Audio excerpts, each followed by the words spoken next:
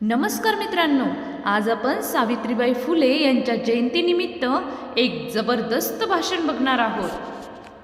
आदरणीय परीक्षक मंडळी, सन्माननीय अध्यक्ष, उपस्थित मान्यवर, माझ्या माय भगिनींनो आणि प्रिय मित्रांनो, इतिहासात काही व्यक्ती अशा असतात ज्या काळाच्या चौकटीत बसत नाहीत, तर काळालाच नवे वळण देतात।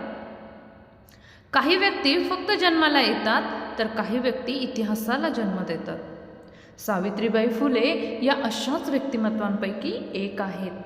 त्या केवळ एका काळातील स्त्री नव्हत्या, तर त्या प्रत्येक काळाला प्रश्न विचारणारी, प्रत्येक अन्यायाला आव्हान देणारी आणि प्रत्येक पिढीला दिशा देणारी क्रांती होत्या। आज आपण सावित्रीबाई फुले यांच्यावर भाषण करत आहोत, पण खरं सांगायचं तर आपण त्यांच्या जीवनावर भाषण करत नाहीत, आपण समाजाच्या अंतःकरणावर भाषण करणार आहोत। कारण सावित्रीबाईंचं कार्य म्हणजे समाजाने स्वतःला आरशात पाहणं। ज्या काळात स्त्री ही घराच्या चौकटीत बंदिस्त होती, ज्या काळात मुलगी जन्माला येणं म्हणजे दुःखाचं कारण मानलं जायचं, ज्या काळात शिक्षण हे फक्त पुरुषांचं मक्तेदारीचं क्षेत्र होतं, त्या काळात सावित्रीबाई फुले उभ्या राहिल्या।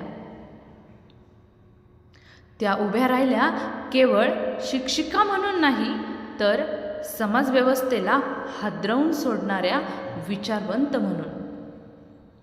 सावित्रीबाई फुले म्हणजे भारतातील पहिली महिला शिक्षिका। ही ओळ आपण अनेकदा ऐकतो, पण ही ओळ अपुरी आहे, कारण सावित्रीबाई म्हणजे पहिली स्त्री होती जिने समाजाला ठामपणे सांगितलं की शिक्षण हा अधिकार आहे, दान नाही। शिक्षण हा स्वातंत्र्याचा मार्ग आहे, बंडखोरी नाही। त्या काळात स्त्रीने शिकणं म्हणजे धर्मविरोधी कृत्य समजलं जायचं।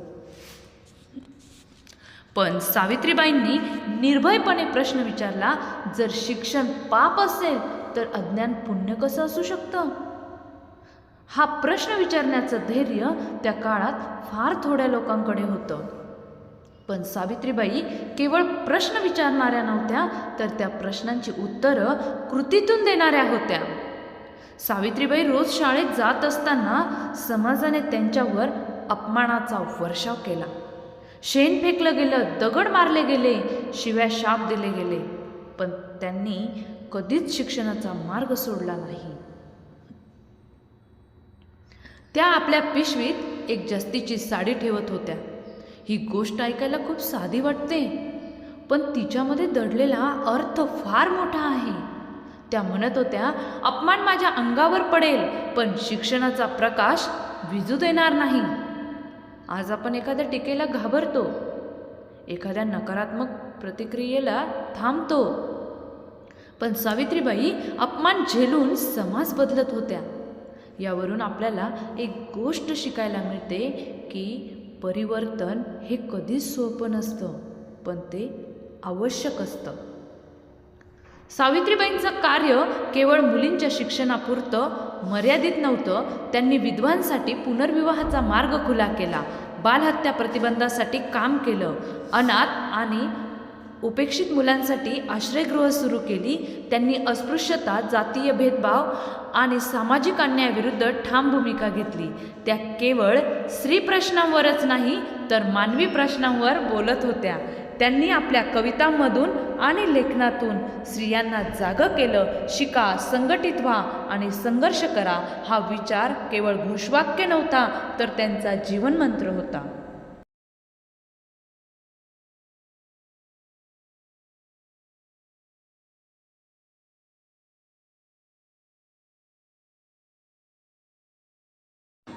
सावित्रीबाईंचा आवाज कोमल नव्हता, तो ठाम होता, कारण अन्यायासमोर कोमलता नाही, तर ठामपणा लागतो। आज आपण सावित्रीबाईंची जयंती साजरी करतो, त्यांच्या प्रतिमांना हार घालतो, त्यांच्या नावाने कार्यक्रम आयोजित करतो, पण खरी आदरांजली तेव्हाच ठरेल जेव्हा आपण त्यांच्या विचारांना आपल्या आयुष्यात उतरवू। आजही मुलींच्या शिक्षणात अडथळे आहेत। आजही अनेक मुलींना स्वप्न पाहण्याची परवानगी मिळत नाही। आजही स्त्रीला सुरक्षिततेसाठी, समानतेसाठी आणि सन्मानासाठी संघर्ष करावा लागतो. आपण आजच्या काळात प्रगतीची भाषा बोलतो, पण प्रश्न असा आहे की ही प्रगती सर्वांपर्यंत पोहोचली आहे का? शिक्षण असूनही विचार बदलले आहेत का? कायदे असूनही न्याय मिळतो आहे का? हे प्रश्न सावित्रीबाई आजही आपल्याला विचारत आहेत. सावित्रीबाई फुले इतिहासात अडकून राहिलेलं व्यक्तिमत्व नाही. त्या आजच्या काळातही तितक्याच सुसंगत आहेत, कारण जोपर्यंत समाजात अज्ञान आहे, असमानता आहे, अन्याय आहे, तोपर्यंत सावित्रीबाईंचा विचार आवश्यक आहे. त्या आपल्याला शिकवतात की शिक्षण म्हणजे फक्त नोकरी मिळवणं नव्हे, तर माणूस म्हणून उभं राहणं आहे. शिक्षण म्हणजे प्रश्न विचारण्याचं धैर्य, अन्यायाला नकार देण्याची ताकद आणि स्वतःच्या निर्णयावर उभं राहण्याची क्षमता. शेवटी एवढंच म्हणेन की सावित्रीबाई फुले या केवळ एका युगाच्या प्रतिनिधी नव्हत्या, तर त्या प्रत्येक युगासाठी मार्गदर्शक आहेत. त्यांनी आपल्याला अज्ञानाविरुद्ध उभं राहण्याची प्रेरणा दिली, शिक्षणाच्या माध्यमातून समाज बदलण्याचा मार्ग दाखवला आहे आणि स्त्री पुरुष समानतेचा विचार दिला. आपण त्यांच्या नावाचा गौरव करतो, पण त्याहून महत्त्वाचं म्हणजे आपण त्यांच्या विचारांचा वारसा पुढे नेतो का? हा प्रश्न स्वतःला विचारणं गरजेचं आहे. कारण सावित्रीबाई फुले म्हणजे केवळ एक नाव नाही, तर ती एक अखंड चालू असलेली क्रांती आहे. आणि क्रांती कधीच संपत नाही, ती पुढच्या पिढीकडे जबाबदारी म्हणून सोपवली जाते. धन्यवाद.